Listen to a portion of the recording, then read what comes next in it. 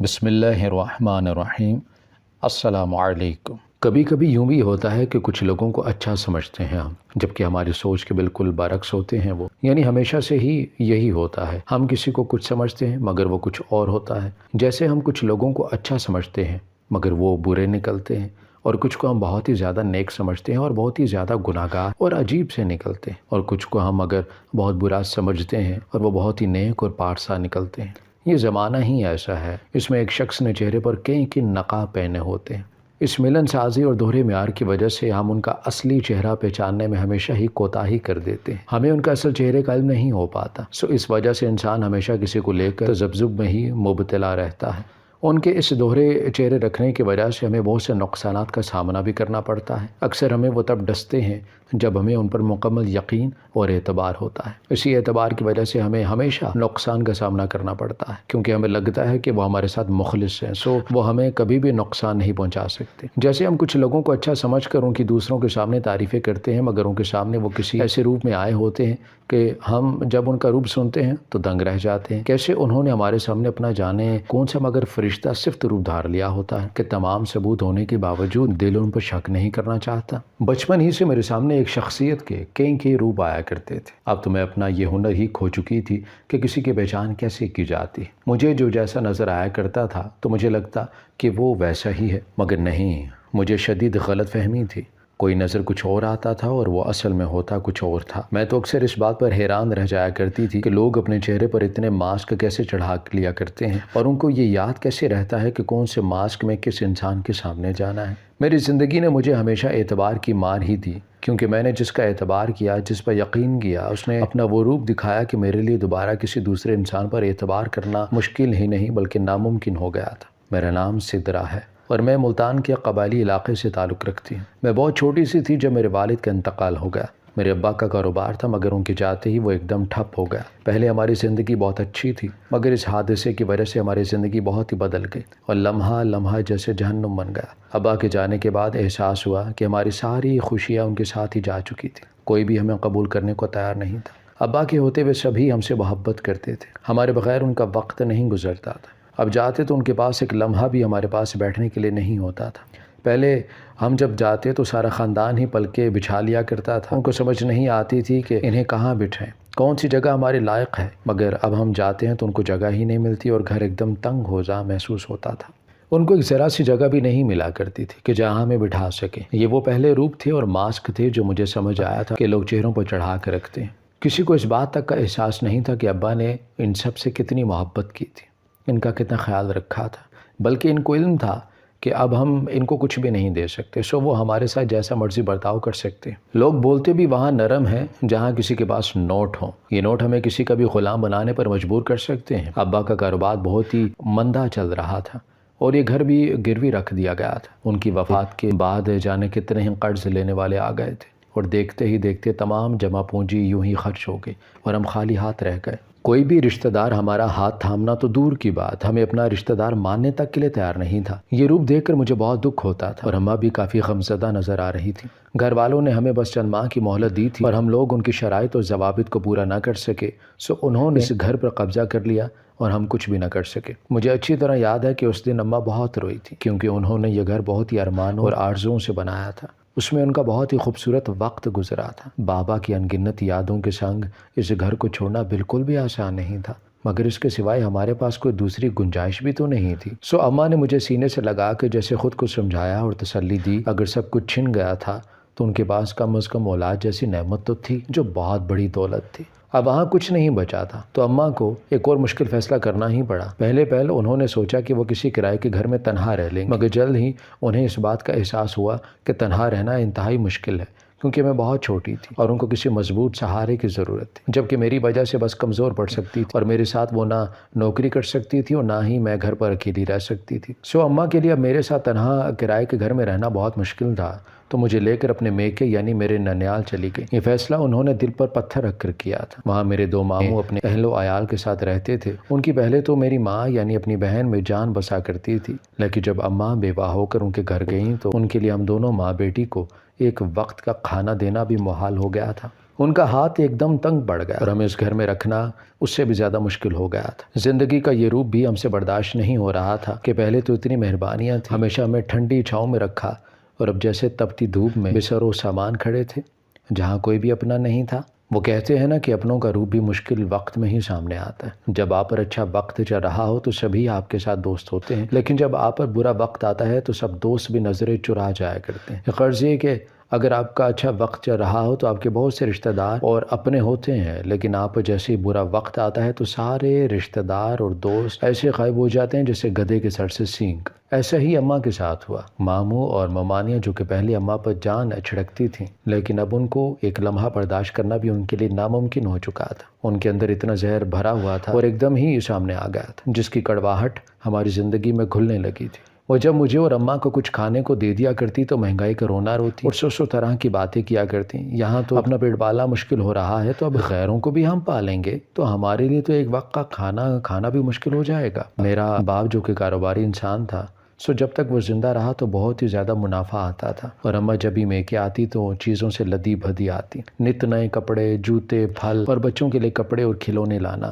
تو ان کے لیے عام سی بات تھی۔ اس وقت اسی وجہ سے ماموں اور ان کی بیویوں کو اماں بہت پسند تھی، لیکن جب اماں پر مشکل وقت آیا اور ان کو دینے کا وقت آیا، میری ممانیوں کو یہ وقت ہی بڑا کڑوا لگا اور ہم ان کو ایک بوجھ کے سوا کچھ بھی محسوس نہ ہوتے۔ میں نے کہیں سنا تھا کہ جس کی جیب میں وزن ہو تو اس کی بات میں بھی وزن ہوتا ہے۔ بالکل ایسے ہی میں نے دیکھا کہ جب اماں ان لوگوں کو پیسے دیا کرتی تھی، ان کے لیے ڈھیروں چیزیں لایا کرتی تھی، ان سے کچھ مانگنے والی نہیں تھی بلکہ بس دینے والی تھی، تو تب میری اماں کی اس گھر میں بہت ہی اہمیت تھی۔ میری ممانیاں ہر کام میں اماں سے مشورہ لینا بہت ضروری سمجھا کرتی تھی۔ وہ اماں کی ہر بات کو بہت اہمیت دیا کرتی اور ہر جگہ ان کا تعارف بڑی بہن کی حیثیت سے کروایا جاتا تھا۔ لیکن جب اماں کی جیب میں کچھ نہ رہا تو ممانیوں کے وہ روپ سامنے آئے کہ ہمارے لیے ان کو ہضم کرنا ناممکن ہو رہا تھا۔ اب وہی جان چھڑکنے والی ممانیاں ان کی ضروری بات بھی نہیں سنتی تھی، بلکہ ماموں کی غیر موجودگی میں وہ دو چار باتیں بھی بڑی آسانی سے سنا دیا کرتی تھی، جس سے صاف عیاں تھا کہ وہ ماں کو باور کروا رہی تھیں کہ ہم ان کے ٹکڑوں پر پل رہے ہیں اور ان سے بالکل بھی برداشت نہیں ہے، سو جتنی جلدی ہو سکے وہ اپنا کوئی بندوبست کر لے۔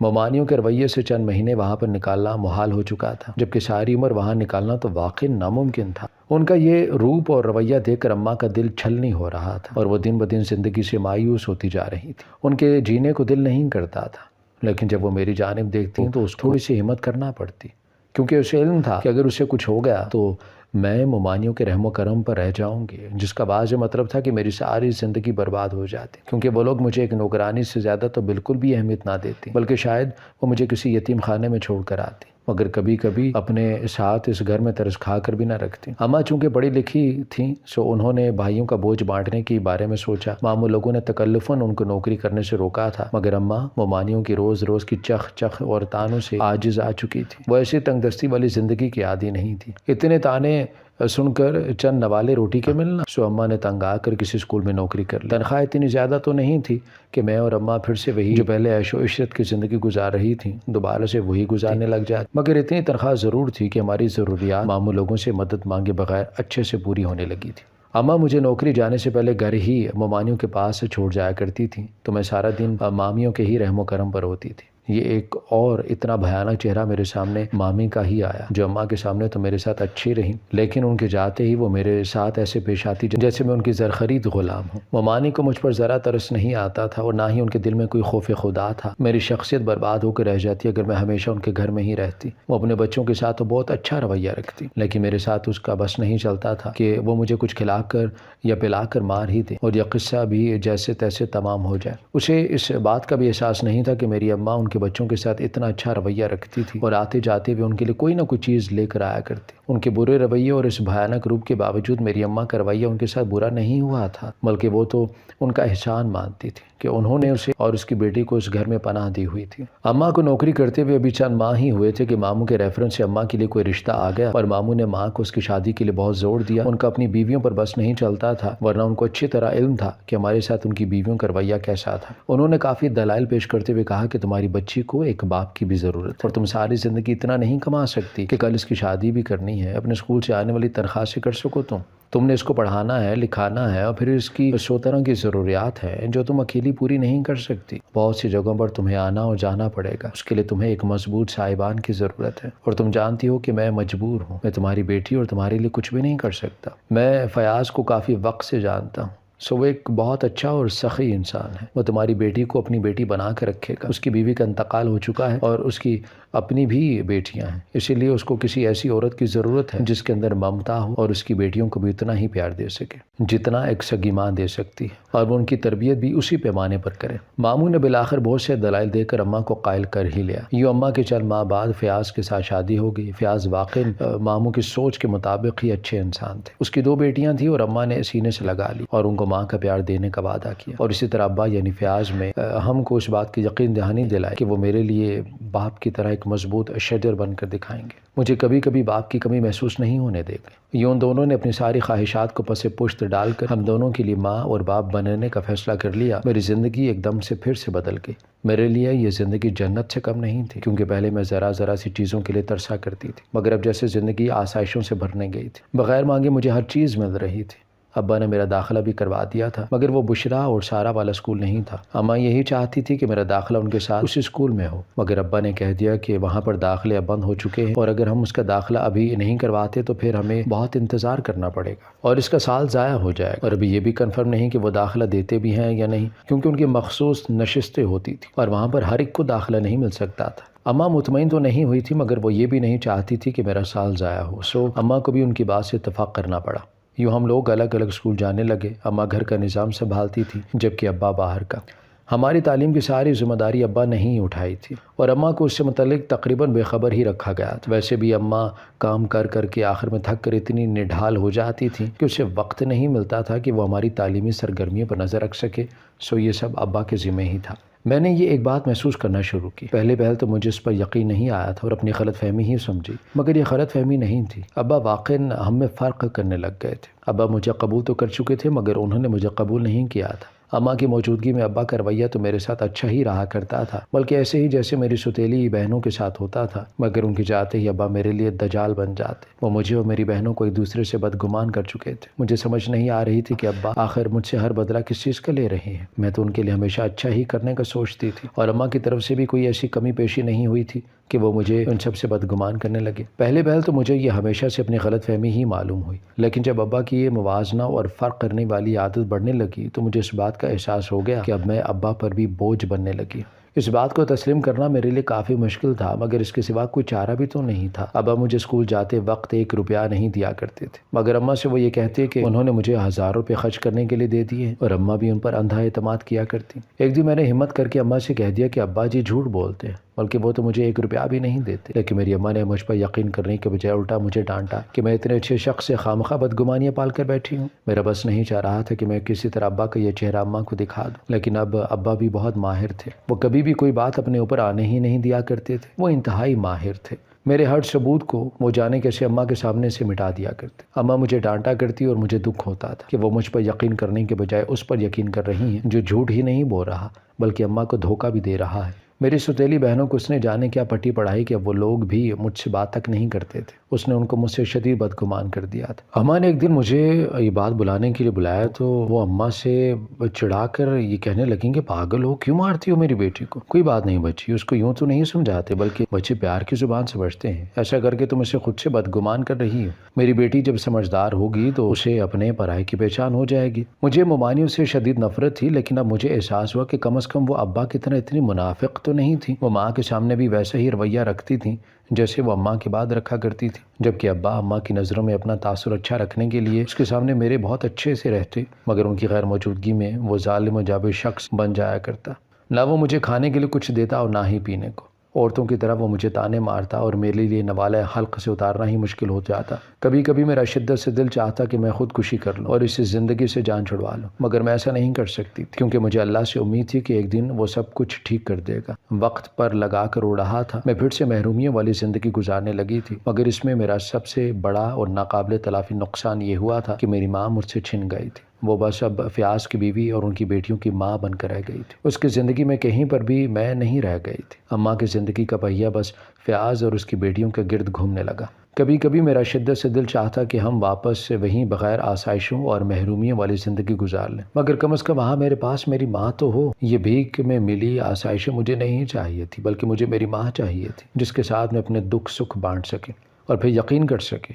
ہم ایسے گھر میں رہتے جس کے درمیان کوئی دیوار نہ ہوتی۔ یہاں ہمیں دوسرے کے ساتھ چند لمحے بھی گزارنے کو نہیں دیے جاتے تھے۔ شاید ان کا بھی یہی مقصد تھا کہ ہم دونوں ماں بیٹی ایک دوسرے سے 2 گھڑی بات ہی نہ کر لیں، جبکہ اماں کو اس بات کا احساس نہیں ہو رہا تھا۔ اماں کو میرے علاوہ اس گھر میں سب سچے معلوم ہوتے تھے۔ اماں کا انہوں نے دماغ اس طرح واش کر دیا تھا، ان کو لگتا تھا کہ میں بس جیلس ہوتی ہوں اور ناشکری کرتی ہوں، تبھی میں ان کے خلاف بولتی ہوں، جبکہ وہ تینوں مجھ سے بہت محبت کرتے ہیں۔ اماں جب ان کی طرف داری کرتی تو میرا دل جل کر کباب ہو جاتا اور میرا بس نہیں چلتا تھا کہ ان کا اصل روپ ماں کے سامنے لا کر رکھ دوں۔ میں اور اماں ایک دوسرے سے اتنا دور ہو چکے تھے کہ ہم ایک دوسرے سے بات بھی نہیں کیا کرتے۔ دوریاں اس قدر بڑھ چکی تھیں کہ ہمیں اب اس بات کا احساس تک نہیں ہوتا تھا کہ ہم ایک دوسرے سے کتنی دور ہو چکی ہیں۔ شاید اماں کو اس بات کا احساس اسی لیے نہیں ہوتا تھا کیونکہ ان کے پاس اور بیٹیاں بھی تھیں، جبکہ میرے پاس ایک اکلوتی ماں تھی، اور وہ بھی ظالموں نے اتنی نفاست سے چھین لی کہ میں کچھ بھی کر نہ سکی۔